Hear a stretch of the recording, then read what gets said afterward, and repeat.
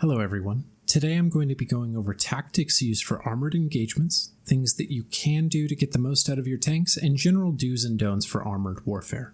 I don't know if it's only me, but one of my favorite parts of Steel Division, and moreover any UGen game, is armored combat. Seeing these hulking metal beasts lob shells at one another, and the visceral sense of damage they are inflicting fills me with joy. There really isn't much in video games that feels the same way as the triumph of your tank punching through enemy armor when it really counts. Now let's look at some best practices so that you can come out ahead in those engagements rather than leaving it up to chance. For the purposes of this video, I'm going to be looking at tank engagements using a variety of tanks, but it will not include the Skijager or the IS-2 1944. For one thing, I really don't like 21st Panzer Division. For another, the specific tank hardly matters. You're going to use the IS-2 1943 in the same way as either of these aforementioned tanks, so you can just apply that to those. Mainly, I just want to focus on units in the base game to make this video as applicable as it can be to as many people as possible. And if you didn't pre-order the game, the IS-2 1944 just isn't in it. Let's look at a few mechanics on how armored combat works. Then we can get into how to kill those pesky super units or deal with armored columns. Tanks in this game have an amount of health. Unfortunately, the only thing we have to go on in this regard is speculation, and in all honesty, it doesn't really matter. Suffice it to say that your tanks are likely to survive one shot in most instances. All that said, I will be focusing on damage during this video a lot, so for the purpose of argument, even though it isn't true, let's assume that each tank has 10 hit points, as every tank of consequence has at least that. We will be looking at the following stats: rate of fire, front armor, penetration value, damage, and overall unit usability. I don't want to get into side and back armor because if you're having trouble dealing with a Tiger from its side, then that's its own set of problems. This is also not going to be an exhaustive list of all tanks, so if I don't mention one, it's because it's not worth mentioning or it's too close to another vehicle to really warrant its own statistic column. So without further ado, let's look at Allied tanks first, then move on to the Axis. First up is a World War II staple, the MCHA, or Sherman M4. Fun fact about the MCHA, it's called this because the American number 4 looks like the Cyrillic letter CHA, thus M4 translated to MCHA. The Sherman is quite possibly my favorite tank in the game. It is quick and effective at dealing with both tanks and infantry. It is a mite more expensive than other medium tanks at its tier, but that's because it typically outperforms them at almost everything. The MCHA has 100mm of front armor, a main gun that penetrates 90mm, dealing 8 damage on penetration. However, where the MCHA shines is its 12.7mm cannon that it can fire in tandem with its main cannon and add additional critical effects to tanks below 1 kilometer and decimate infantry squads. What's more, they come with 2 Browning machine guns usable below 750 meters range, making them a devastating option for infantry engagements. These guys are deadly and really hard to deal with if used correctly. If they are within a light forest, I would be very hesitant to send any tank in after them, as they will likely beat anything shy of a King Tiger at point blank range. They are one of the only units in the game to boast a stabilized gun, meaning that they will acquire a target and fire upon that target faster than that target can do the same. And 12.7mm gun will open up on tanks, usually scoring a crit or two before that tank is fired. They really do suffer in 2-kilometer engagements, however. If you're using one of these, keep them close and use them to ambush bigger tanks and support your infantry. The T-34-76, T-34E, and other variants of smaller T-34s work this way also, simply less so. They still perform very well at close engagements and are 10 to 20 points cheaper than the Sherman depending on the variant. Next, we have the T-34-85. Oh, how I wanted to love this tank. The 1944 variant comes with APCR that penetrates 180mm of armor, dealing 4 damage and boasts an impressive 110mm of front armor. It also has a very quick fire rate comparative to its point cost, and the APCR has an incredible accuracy of 55% standard and nearly 70% at 3 stars. These units excel with veterancy at taking down much larger targets below 1 kilometer, and will box efficiently with other medium tanks at the range of 2 kilometers. Where this tank comes alive is with firing toggle.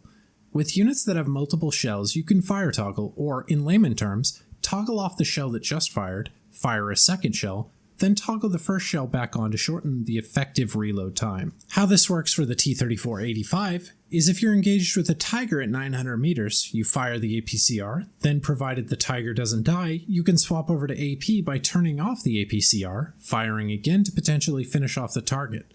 From now on, I will refer to this as fire toggling on vehicles that can do it. With regards to the T-34-85, my general recommendation goes towards turning off the APCR until you're ready to use it on those big armored targets. Otherwise, it will just waste them on targets that it finds along the way.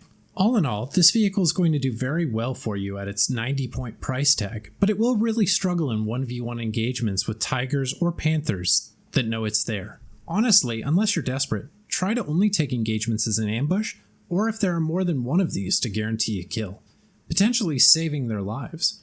Even though it will penetrate the Tiger below a kilometer without issue, I still put money on the Tiger winning that exchange more often than not. Quick shout out for the IS-1. Currently there is only one IS-1 in the game, coming in the 26th Guard deck as a leader role, and it is a burly beast with the firepower of a kitten. These creatures have the same front armor as the IS-2 1943 at 160mm, but only sport a 145mm penetration. While this is more than enough to deal with medium vehicles, heavier ones are still going to give the IS-1 a lot of problems. I would recommend using this as a heavy AT gun. Box enemies that have at least a 50% chance to penetrate, but don't take long-ranged engagements against Panthers, Tigers, or Jagdpanzers. In the same vein as the IS-1, the KV-85 sports the same weapon as the IS-1 and an impressive 125mm of front armor for its 95-point cost. While this tank is impressive for the points and for its role, I still wouldn't advise boxing anything from the Axis that it can't easily penetrate. It struggles to fight Tigers at 2 kilometers and literally can't fight Panthers. This is best used to take out enemy medium or light tanks or used as an ambush vehicle against heavier ones. Try putting them on multiple sides of a heavy tank if possible. While 145mm will struggle to penetrate a Tiger or Panther from the front armor, they won't struggle at all to go through the side or back. The last tank that I'm going to specifically cover on the Allies, while certainly not being the least, is the IS-2 1943. This beast clocks in at 145 points, and if you use it properly, is a joy to have on the battlefield. Let me begin by saying that I only bring in my IS-2s with veterancy. Between their abysmal base accuracy, squishiness compared to the King Tiger, and incredibly low ammo count, literally every shot counts with these guys. My IS-2 game went from mediocre to fantastic by swapping over to bringing them in at 1 star and constantly keeping them commanded, as they go from a horrible 40% accuracy to nearly 60% and fire a full 2 rounds per minute faster. Let's go get some stats now. These monsters have 160mm of front armor, making them impenetrable from the front by anything but a Pak-43, King Tiger, or Jagdpanther at 2 kilometers. These things will box with Panthers and Tigers without even breaking a sweat. It also has what is, in my opinion, the best gun in the game, boasting a 200mm penetration and dealing 12 damage on a penetration. While this isn't quite as high as the long 88s on the Axis, it does a full 4 damage more, ensuring a one-shot on any penetration. It is the only gun in the game, along with the bigger variants found in the IS-2 1944, that guarantees a one-shot on any tank in the game if it penetrates. How I use these? Keep them as far away from engagements as possible. They will penetrate Tigers and Panthers with ease at 2 kilometers, while they have no chance of getting through its front armor. I like to attack move into range to engage, then reverse as it reloads. This tank can fire toggle between AP and HE, but the HE isn't very effective at hitting vehicles, so I'd avoid doing this if you're not in a sticky situation. The main reason that I reverse it in and out even though the Panthers and Tigers can't penetrate is because crits will stack up, and if it loses all its morale and begins to fall back, God knows what direction it'll go. I've seen tanks begin falling back toward the enemy before, and there's nothing more frustrating than your 145-point tank turning its back armor to enemy and reversing at them due to the confusion. Keep them well away from suspect forests. A Pak-38 or Pak-40 don't have a lot of hope of going through the front armor, but if you haven't cleared your sides, this might be the end of your IS-2 due to efficient shot on those guns.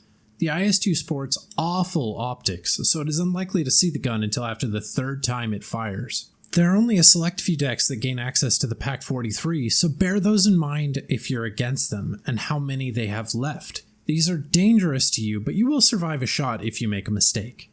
You'll find that using this tank, there are very few enemy tanks that can challenge you. Several divisions have to resort to ambush or trickery to have a hope in bringing it down, so press that advantage. Sweep forward with infantry and lighter tanks to identify targets, then annihilate them from afar with the IS-2.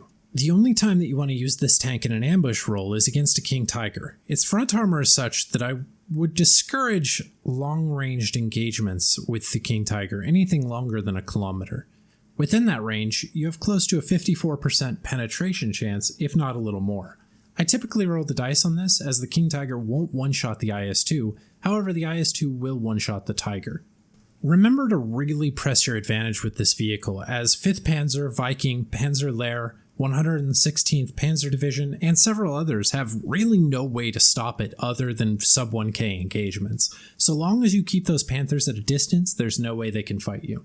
That concludes the Allied tanks that I'll be going over in depth today. Next up are the Axis tanks. First up, we have the Panzer III. Now, if you're like me, when you came to this game, you thought the numbers next to the vehicle indicated their danger level, or at least their novelty. If only that were the case. The Panzer III is a deadly monster, but quite fragile and cheap. It only has 70mm of front armor, but where it lacks in survivability, it makes up for it with 150mm penetration APCR shell, and 100mm penetration on its just base AP. All that, and it's quite cheap, with its variants of vehicles coming in at 30 to 45 points. Don't underestimate these based on the number, and don't waste them if you're using them. If they're within a kilometer of an IS-2 or other heavy tank, they will very likely win that engagement, especially if there are more than one of them. Next up, we have the Panzer IV. Along with the Stug III, which are up next, are the bread and butter of a lot of divisions in the Axis side. 55-point vehicle with 75mm of front armor and 135mm of penetration, dealing an impressive 8 damage per shot. These are just good, capable of effectively boxing Shermans or T-34-76s with ease, and they also boast a blast score and a quick reload time that makes them dangerous to both infantry and tanks alike. This is a fantastic vehicle for the points and never disappoints me when I use them. On to the Stug III. While they are technically different weapons, they are firing practically the same gun as the Panzer IV. They're stat clones of one another, so all arguments of the above stand true. Where they excel is 90mm of front armor. This may not seem like a lot, but among medium tanks it's a big deal. This thing will ping shots from rusky medium tanks all day, and is an excellent choice to support any charge. The only downside to the Stug series is that they are hull-locked, meaning that they don't have a turret, and must face a tank in order to target it. This means they can't fire on the move, and are vulnerable to multiple front engagements, so plan accordingly. Also, because of this, they're typically slower to acquire and fire on a target, because they have to move the entire vehicle to face a target rather than just a turret. Really quickly, I want to talk about the captured IS-2 1943 found in the 20th Panzer. I dare not try to pronounce its name for fear of embarrassing myself to any German speakers out there. While I've already gone over the IS-2 quite extensively from the Russians, this one comes with an interesting feature. Ammo. It comes with 18 AP shells compared to 8 on the Russian variants. While it does have less HE, this is a huge thing to consider when bringing this vehicle in. Onwards we go. The Tiger. The beautiful Tiger. This is by far my favorite Axis tank in the game, and a dangerous tank it is. Coming in at 125mm of front armor with 165mm of penetration and 8 damage per shot, this thing is the bane of most Russian vehicles. These units are just consistent and dangerous all around, great at helping infantry or killing most enemy tanks that they come across. They bring in a ton of ammo, so if they ever run out, you know you've done something right. The only hiccup to these guys is the IS-2, which will win out at anything over a kilometer. Even under that range, the IS-2 is quite dangerous. Try your best to keep these guys out of the ire of the IS-2 until you're ready to fight it on your terms. Whatever you do, don't fight them at front armor at 2 kilometers. This is just a waste of a tank and you will lose that fight. No RNG involved, you will just lose. The Panther A and D have different stats, but are functionally the same tank, so we will just look at the Panther A, and anything I say about that will be applicable to the Panther D also. Panthers are dangerous machines. The Panther A has 5mm more front armor than the Tiger, coming in at 130. They also penetrate a whopping 185mm of armor, making them more than a match for most Russian vehicles at any range. However, much like the Tiger, they really do struggle against the IS-2. I would use these in a lot of the same way as the Tiger, ambushing the IS-2 but never fighting it head on.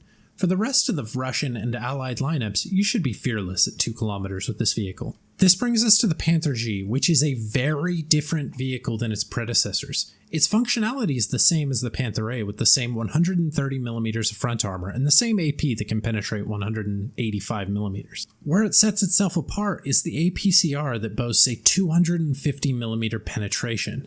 Now, because of the damage drop-off of APCR, this is only effective at below 1500 to 1200 meters, and is especially effective against the IS-2, because that's the purpose these guys were meant to fight. Also, below that range, you can still fire toggle these guys between the AP and APCR, giving the Panther G a base 12 round per minute fire rate, 4 times faster than the base IS-2. The APCR shell also fires at a base 55% accuracy, making it incredibly deadly starting out, but with veterancy even more so. Once again, don't have these guys fight things at 2 kilometers, and don't waste their APCR shells, as you only have 5 of them.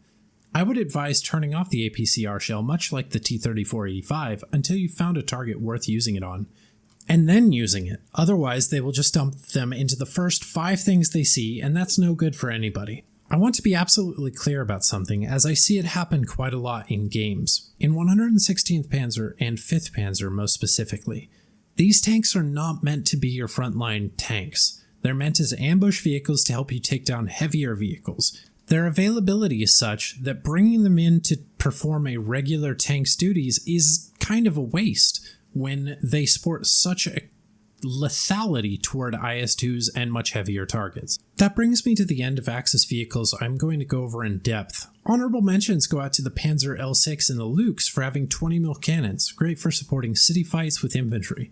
As for tactics that I would advise to use with these units, these are as follows. Keep them spaced out. Same as infantry, a stack of tanks begs someone to just bomb them to death or artillery them into the ground. Keep them stationary where firing, but on the move otherwise if you're up against a lot of enemy artillery. Artillery is worthless if they can't guess where you're going next. Use that to your advantage. Keep your tanks commanded. Even if it's just an infantry commander that's been told to follow your tanks around, that's a huge boost to your tank's fire rate and accuracy without much effort.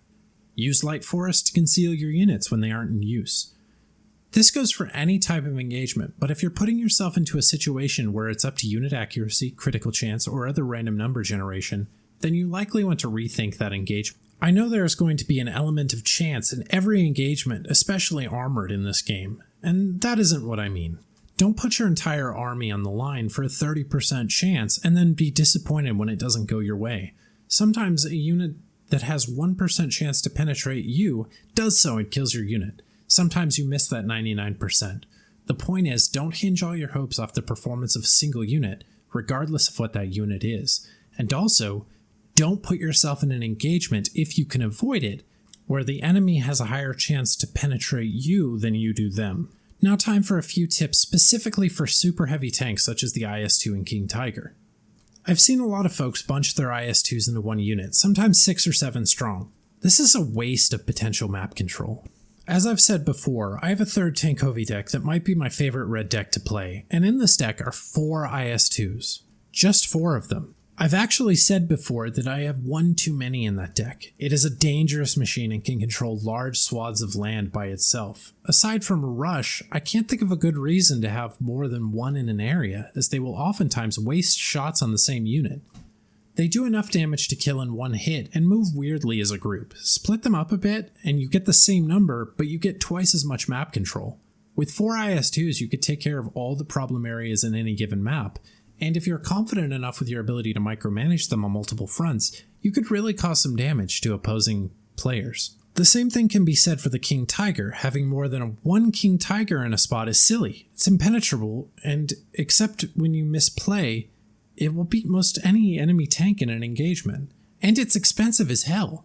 Having more than one of these in an area is just dangerous. If you mess up once, there are 2 King Tigers on the line, instead of just the one. My suggestion is, if you're not comfortable micromanaging on other fronts, then send up medium tanks or infantry to support your current super heavy, and stray away from thinking quantity is a quality. Don't be afraid to just blast enemy super heavies to death with planes or artillery. We've all done it before. We've all had it done to us. There's no shame in it. Always err on the side of caution. However, if you lose a game while you still have super heavies on the field, that's a waste of a unit. A huge allure of these units is their ability to take a ton of punishment without going down. If you're losing a game anyway, what's the harm in pushing out with all of them and seeing what you can get done? Too many games I've lost where there are 5 super heavies just in a forest because someone decided their kill-death ratio was more important than a potential win. This likely goes without saying, but for the love of God, don't drive your super heavy tanks into a forest that aren't secured. I've killed dozens of King Tigers in my lifetime with bazookas, and that's just dumb. Keep AA up for super units. Most armored decks come with self-propelled AA guns of some sort, and these are specifically made to follow your armored columns as they advance. Use them. No reason to lose a super in getting 1 flag when they didn't need to die. For any tank engagement, smoke is your friend. Smoke off your tank if its shooter is knocked out, or the crew is killed until you can get a supply truck up to it. Smoke off the enemy IS-2 or King Tiger so that you can get your tanks in a range to deal with them. Smoke off enemy AT guns if you've made a mistake and walked into an ambush. That's going to do it for this video on tank tactics within Steel Division 2. I hope you've learned something, and have a good day.